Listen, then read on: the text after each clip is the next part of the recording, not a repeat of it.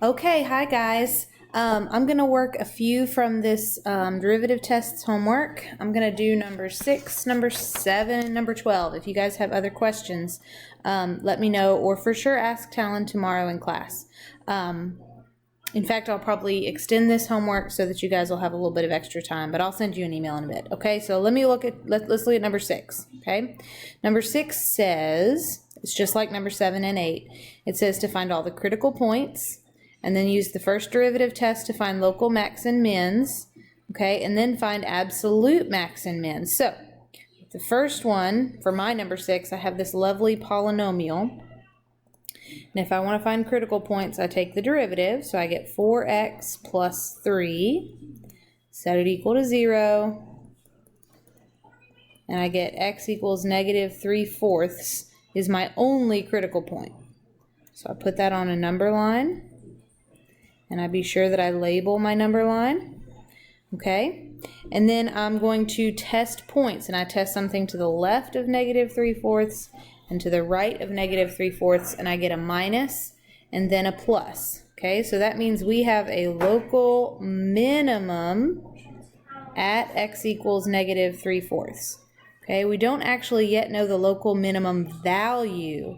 So to do that, we need to plug it back into the original. While we're at it, let's plug in our endpoints. So for this one, my endpoints were negative 3 to 3. So let's go ahead and plug negative 3, our critical point that we know is the local minimum, and then our other endpoint as well. And if I plug in negative 3, I'm going to get 5, plugging that back into the original. Negative 3/4, I get negative 41/8, and if I plug in 3, I get 23. Okay, so my local minimum is at x equals negative 3/4, and my local minimum is negative 41/8. Okay, that happens to also be my absolute minimum.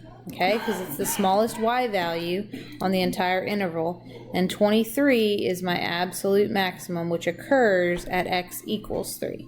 Okay, so if I'm going to plug in all these answers over here, my critical points are only negative 3/4. Okay, my local minimums.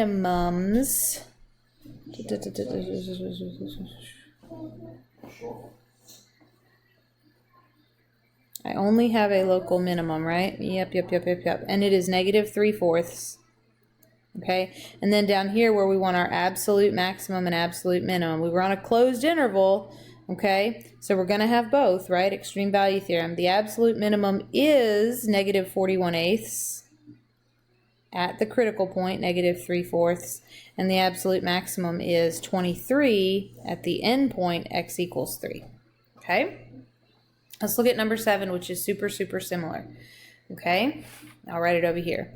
So the function that I have, which might be different than yours, is negative x to the 2/3 times x minus 2, and I'm on the closed interval from negative 2 to positive 2.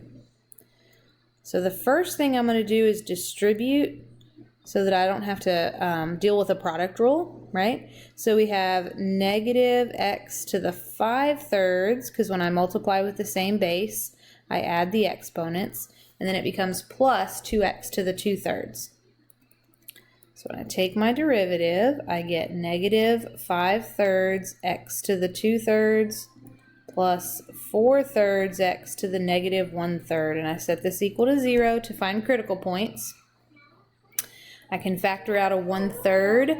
I also want to factor out the smallest exponent on an x, which is x to the negative 1/3. And that leaves me with a negative 5x. Be careful, remember our rule, factoring out is dividing, plus 4 equals 0. So from here, I get a critical point, 4/5. From here, I also get a critical point, x equals 0. This is a critical point where the derivative equals 0. Over here, here is a critical point where the derivative doesn't exist, right? Notice that negative exponent. Both of these go on my number line, 0, 4/5, in order. I'm going to label it, and then I test points, which I've already done, just like magic. So I have a local max at x equals 4/5, right? How come? You tell me. No, really, say it out loud. That's right. It's because the derivative of f goes from positive to negative at a critical point. Why do I have a local minimum at 0? Because f prime goes from negative to positive at a critical point. If I want absolute maxes and mins, I'm going to make my table of values over here. I'm going to put my 2 endpoints on there and my 2 critical points. Okay, and I'm going to test each of these. Now, through the magic of technology, I've already done this. 3, 4, 9, 6. Believe it or not, I did not come up with that number off the top of my head. Haha. So, where is our absolute maximum? You just look in your list. Here it is. It's the biggest y value, right? I'm going to change colors again, Davis. Are you ready? Where's our absolute minimum? Ooh, look at that. Happens twice. So the absolute minimum is 0 at x equals 0 and 2. So MathXL is going to look for you to type in x equals 0 and 2 for the place, the x value, where your absolute minimum occurs. I hope that makes sense. Let's look at number 12, and then we'll wrap this up. Okay, determine the intervals on which the following function is concave up and concave down, and then identify inflection points. Well, what's an inflection point? Remember, that's a place where concavity changes. So that's a place where our curve goes from concave up to concave down, or concave down to concave up. And what is concave down and concave up? Well, when you see concavity, you probably think second derivative. I think second derivative. Okay, I think when the curve is concave up, that means my second derivative is positive. When a curve is concave down, it means its second derivative is negative. So I probably need to find the second derivative, right? So I'm going to have to do that with a product rule. Okay, so I have f prime of x equals e to the x, derivative e to the x is e to the x, keep the x minus 8, plus, now keep the e to the x, and the derivative of x minus 8 is 1. But we're not done. It doesn't stop there, but wait, there's more. We got to take the second derivative, okay? So we take the second derivative and we get e to the x. We got to do another product rule, right? Keep the e to the x, the derivative of x minus 8 is 1, and then plus the derivative of this e to the x, which is, again, e to the x.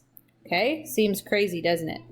We're going to set this equal to 0. How come? Why in the world? Because we want to know where the second derivative goes from positive to negative or negative to positive.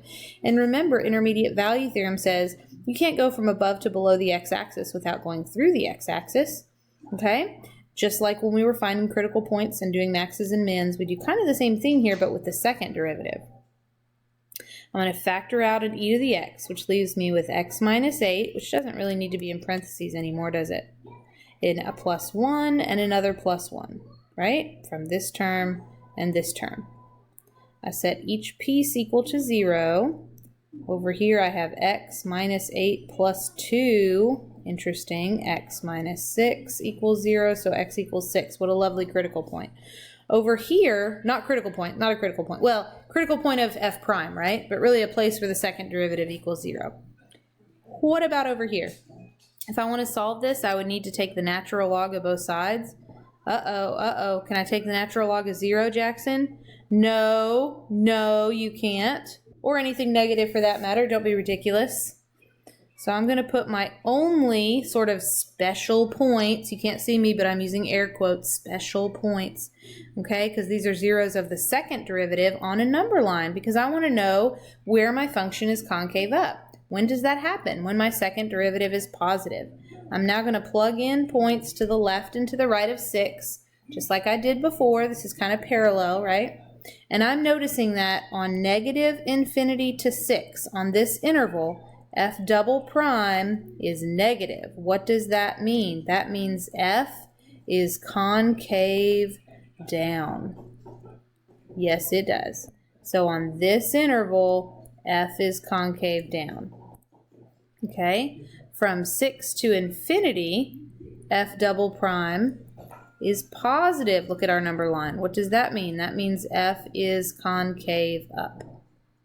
Okay, Does the second derivative change sign at x equals 6? Yes, it does, right? The second derivative went from negative to positive, which means our function went from concave down to concave up, which means x equals 6 is an inflection point.